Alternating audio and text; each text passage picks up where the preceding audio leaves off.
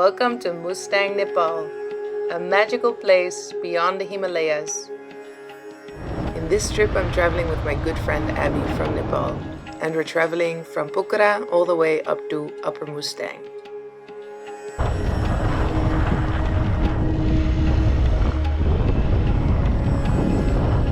Our final destination is Muktinath, a Vishnu temple that is sacred to both Hindus and Buddhists.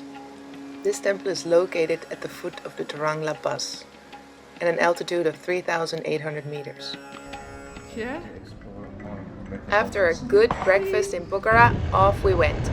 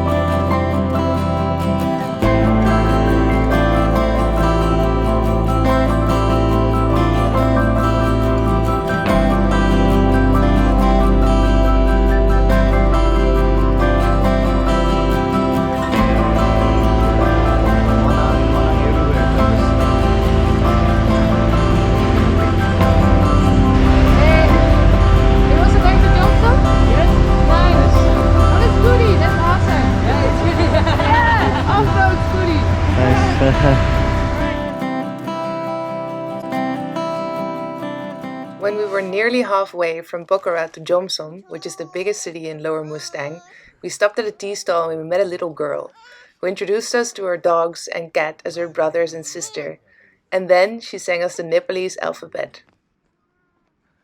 Ready? Here we go. Nepali.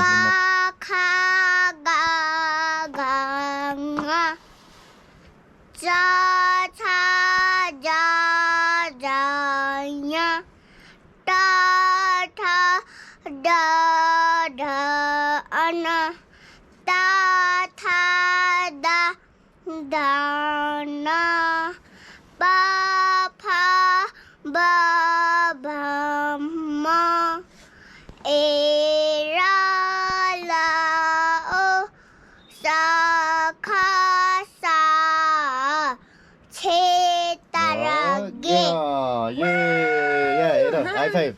High five do. High five. Whoa! What a smart girl you are. Meeting this cute little girl allowed us to recharge our batteries and continue our journey following the Kali Gandaki River. Still 50 kilometers to go until Jomsom. Oh my god, look at that one. Oh. That mountain. Oh yeah, over there. So many mountains.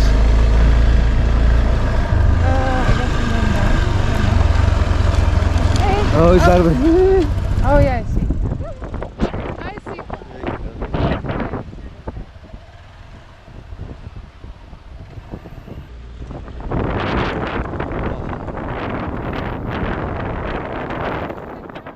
We stayed the night at this lovely guest house, which was completely empty because it's freaking cold in December and all the people that walk the Annapurna circuit leave this area.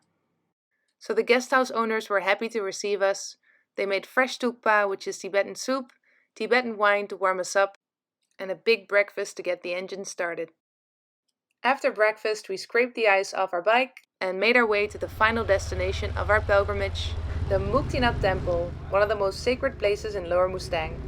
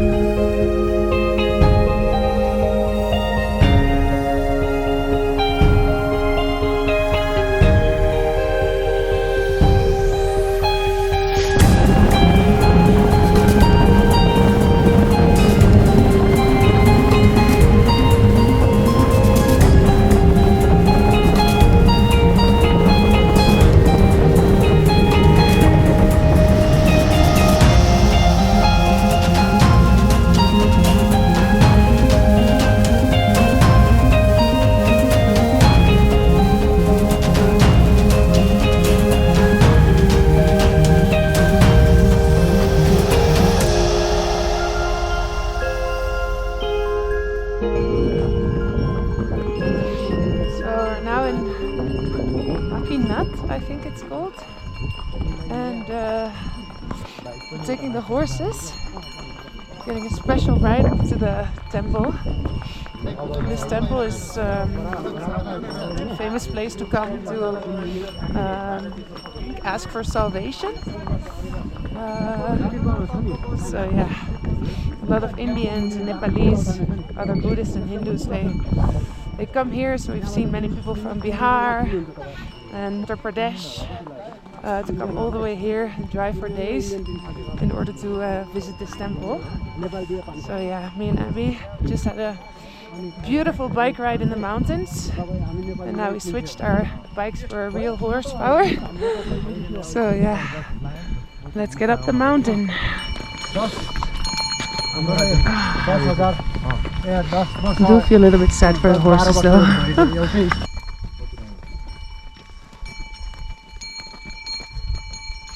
So I was reading this morning about the Mustang region, and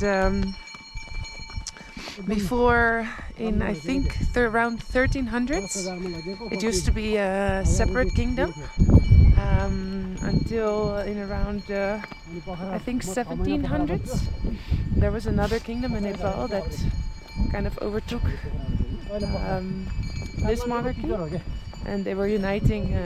They united Nepal, and that lasted until basically the civil war, when the last king was overthrown and Nepal became a democracy.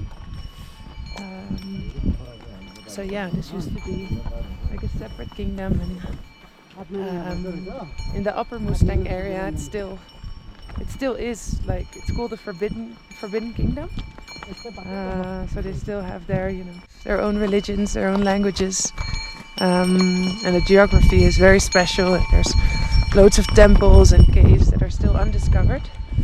And because Nepal doesn't have the resources, the money to explore all of it and do research on the history of the place, they basically keep it closed for tourists, or they protect it at least. So you have to pay $500 and get a guide to be able to enter. So this time we can only enter the Lower Mustang area. Yeah, and Mustang area ranges in height from 1,000 meters up to 8,000 meters. And I think right now we're around 2,500 meters up.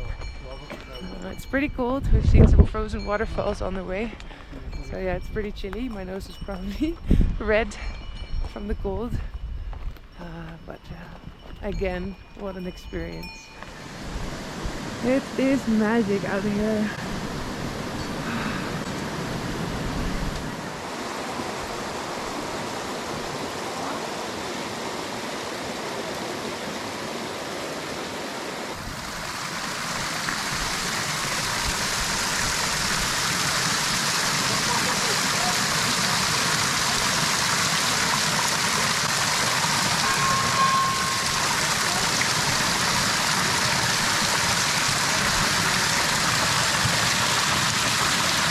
This is like a round of 108 water taps. You have to go 108 times, and then you do this circle.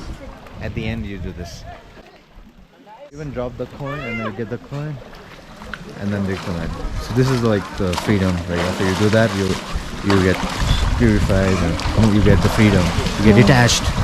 You get detached by the materialistic world. Oh, that's dedication.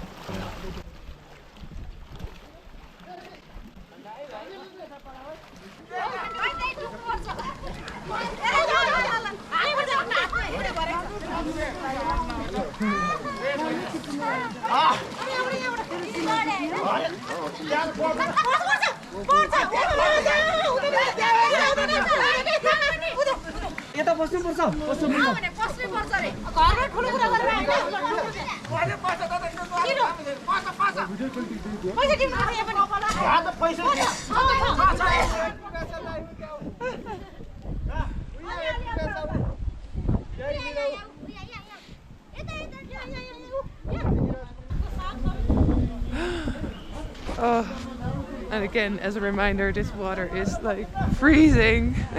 There's ice on the floor. God. Oh, such daredevils. Oh, religion makes people do some insane things.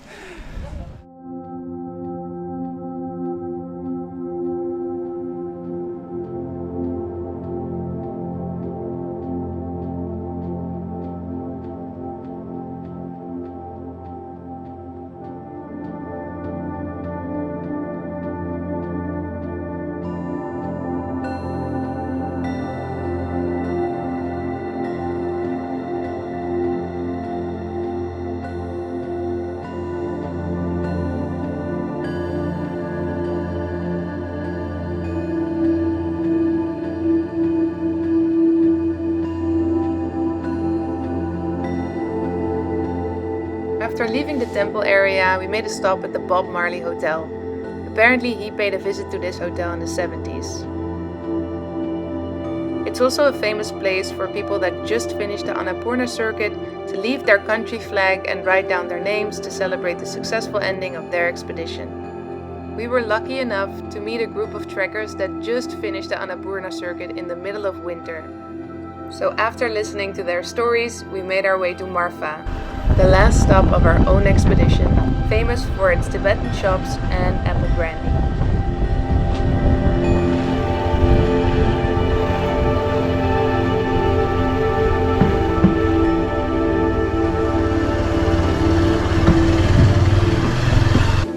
Hi.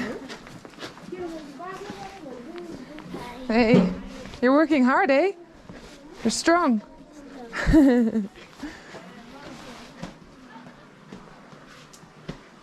Wow, look at these old little shops.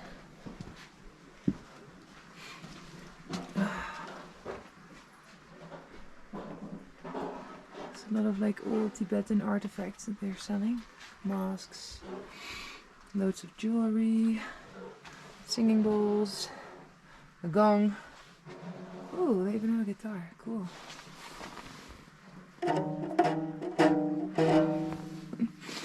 Wonderful. Wow, look at those masks. Creepy.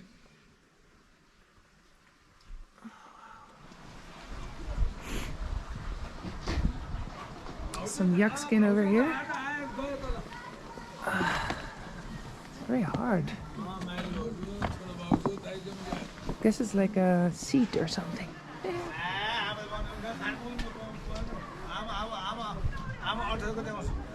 Little sewing shop. Hi. Oh, this is a snow leopard guest house. Actually, I heard that people come here for snow leopard tourism, like to spot them basically.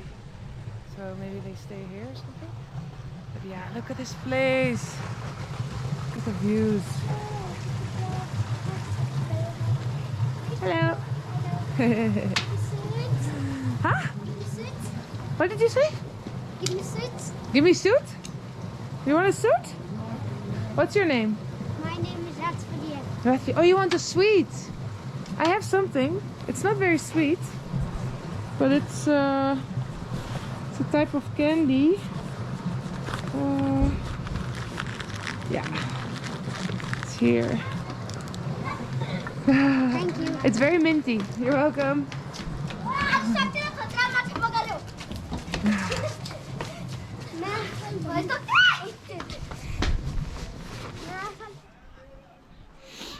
So there's loads of shops over here, and the guy of this shop, he's also from the Tibetan refugee.